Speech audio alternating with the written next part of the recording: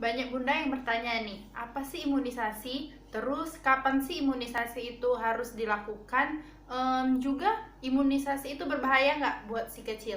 Pada video kali ini saya akan menjelaskan semua pertanyaan dari bunda. Maka dari itu tetap tonton terus videonya.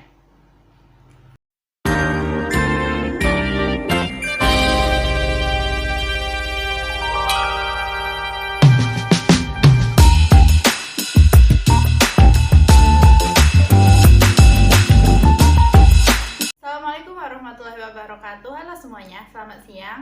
Saya Anggur Rafika Arya Lodra, mahasiswa Prodi D4 Kebidanan Poltekkes Kemenkes Palembang. Pada video kali ini saya akan menjawab semua pertanyaan dari yang sudah saya jelaskan di awal tadi.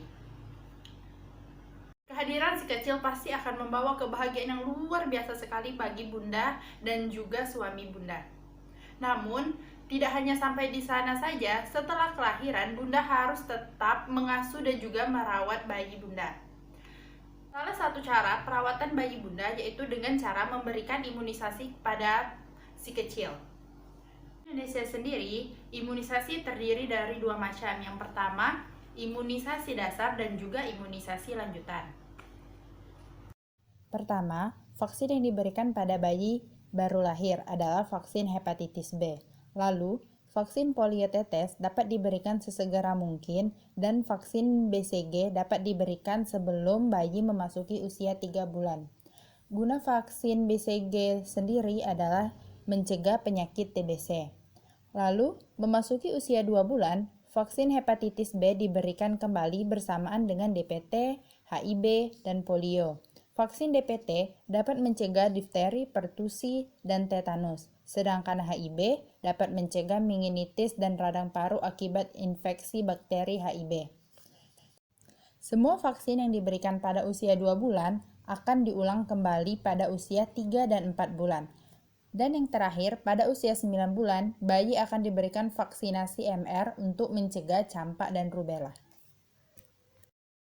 Sebelum si kecil diimunisasi, perhatikan apakah si kecil sedang sakit, sedang demam tinggi, sedang tinggal serumah dengan orang yang mempunyai penyakit menular, atau yang alergi terhadap vaksin maupun kandungan di dalam vaksin tersebut. Jika salah satu kondisi tersebut sedang dialami si kecil, bunda disarankan berkonsultasi kembali dengan tenaga kesehatan mengenai waktu yang aman untuk imunisasi. Kalau kondisinya dinilai aman oleh tenaga kesehatan, si kecil tetap bisa diimunisasi.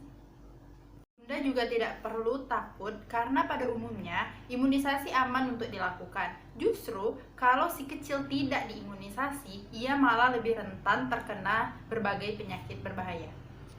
Terus, jangan percaya pada mitos juga ya, yang menyebutkan katanya kalau anak yang diimunisasi dapat menyebabkan autisme. Tentu saja hal tersebut tidak benar ya. Yang mungkin terjadi adalah munculnya kejadian ikutan pasca imunisasi atau yang sering kita sebut dengan KIPI. Biasanya gejala KIPI berupa demam, nyeri, bengkak pada daerah area sekitar suntikan, dan juga biasanya si kecil agak sedikit rewel ya bun.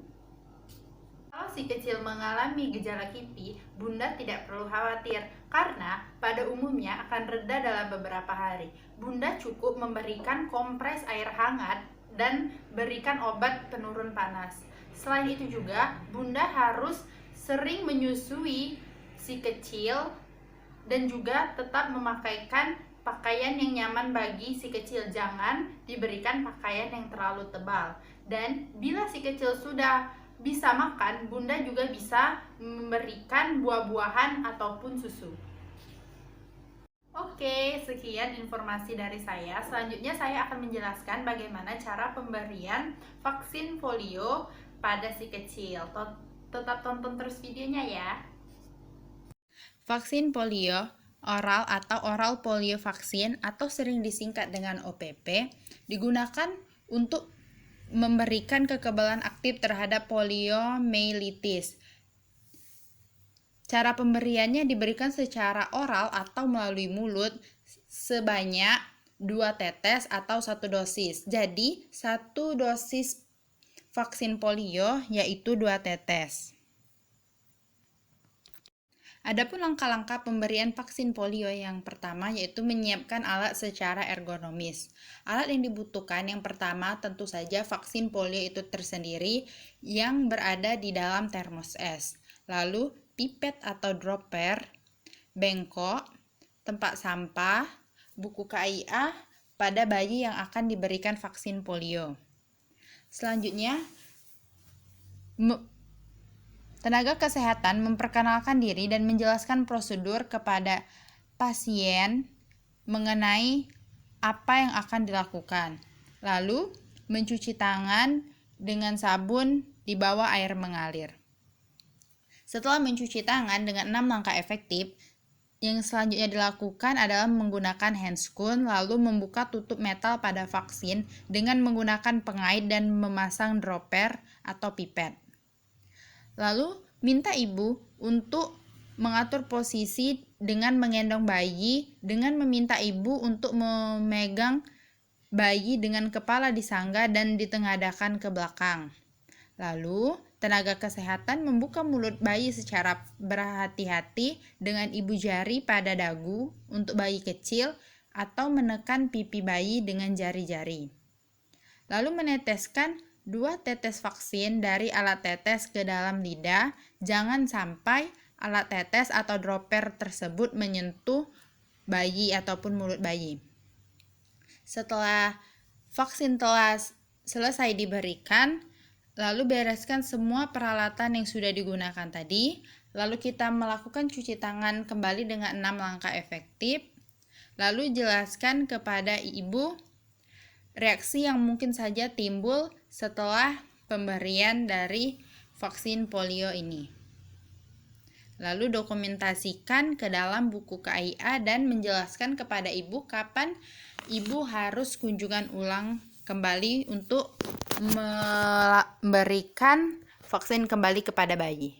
Terima kasih buat Bunda yang sudah menonton video ini dari awal hingga ke akhir.